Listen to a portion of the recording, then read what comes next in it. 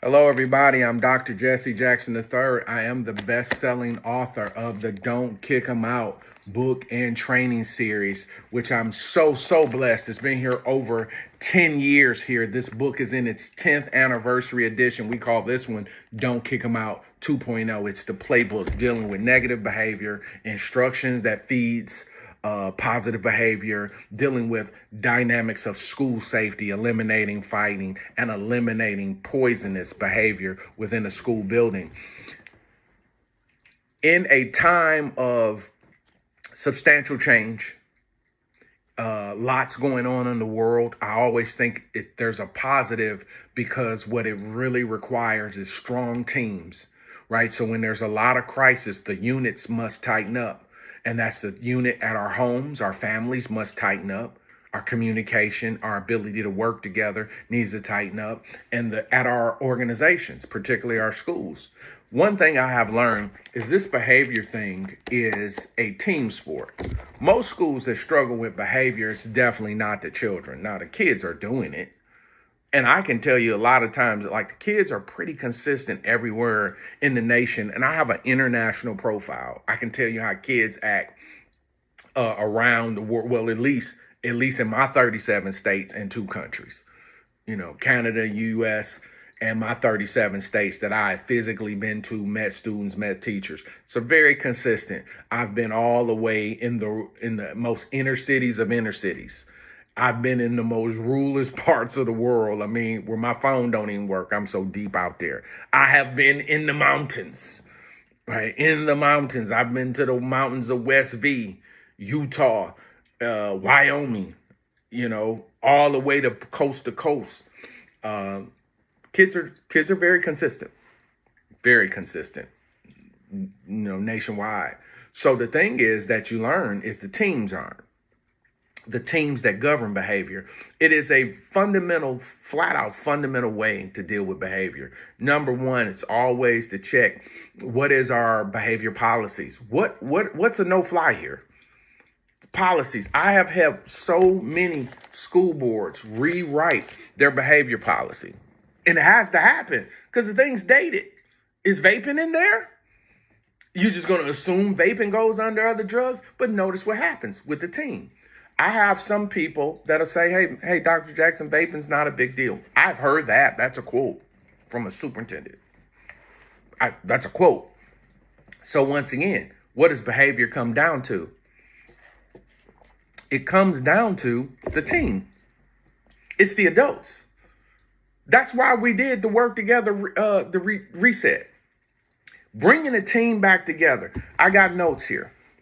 The first thing that should happen with behavior is that all of the admin team is aligned. We have the same goals. Okay, we're aligned and our goals are the same. So when a school is attempting to gain a positive behavior culture, it comes with alignment. It is not rewards. Okay, even if so, they ask all the time, does PBIS work? PBIS always has worked. It's sound research. What we continue to do is there is no one size fits all, but there's no way you can coach and train behavior and not talk personal development. Don't kick them out. Very simply is checking your structure. What kind of structure do you have in place? There's places that adults are not on the same page. There's a cell phone ban in many states, but there's some teachers that said, I ain't taking that kid phone, right? I ain't taking, true story, right? And my kid's school, I got all high school kids, right? So I got a 10th grader. It's January. They've had a no cell phone policy for 2 years since he's been there. The other day he got his cell phone taken. After 2 years. Well, he had a phone the whole time. What happened? Oh, who took your phone? Oh, a sub. What was you doing? Was your phone out? It was like, this is what we normally do. We know we can't use it and we know you can't be on it. It was like, this sub saw it and the sub took it and sanctioned like 19 people in the class. We know that. Everybody knows that happened. I know that happened. If he's on the phone and he's chronic, he's gonna get sanctioned all the time. You're not gonna tell me the kids don't have their phones. So what we found out is just a difference of philosophy and management. We're not aligned with how we're going to deal with it. And when that alignment is not there, you're not going to be successful in flushing behavior out. So that's why I said, whenever it comes to dealing with behavior, I have to work with administration first. We have to gain an understanding first. And I can remember one district, and I don't call districts names, but guys, I'm heavy in the game. I'm over 1,000 units. I've been out here headed to 20 years. I'm international. I'm a veteran in the game, and I've been trained by the best, but I've been working in some of the best situations. I can think of one school right off the rip that comes to my mind. And they were so excited to have Dr. Jackson there because they knew, one, the staff responded to me. The staff gave up hope on management. Said, management, we're not listening to them people no more, but we'll listen to you because I am an accountability guy. Everybody do your part. Do your part. If I'm going to be traveling out here and I go myself. I have a team, but I go myself. See, that's the difference. This for me is about the precedent of change. I know what my whole objective has been. The process of the at-risk kid being taken from at-risk by the environment of the school, and that at-risk label gets dissolved within the school practices, and we make you a student and give you a normal school environment and a future. So where the labels get dissolved in the wall, that's bars. I didn't probably write that down. The labels get dissolved in the walls. That's pretty good. You guys, he stopped. Yeah, that's pretty good because that's what's happening. That's what inspires me. So I'm not okay with staying with the labels, right? I'm saying I recognize that structure, the adult discipline can flush that foolishness out. I recognize that and I know it's true. And that's where I'm so inspired. So I had that one district. Staff is so pumped up. And as we're talking about district-wide, they like he's an accountability guy. He holds everybody to the standard. This is what I need from you teachers.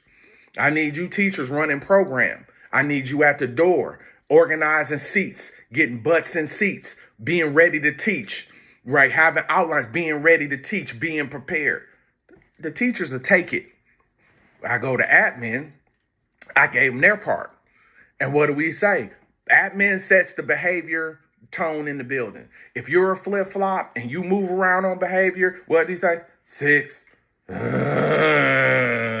Right? If you're moving around and you're not solid and depending on what a kid did, you're sending kids back to class.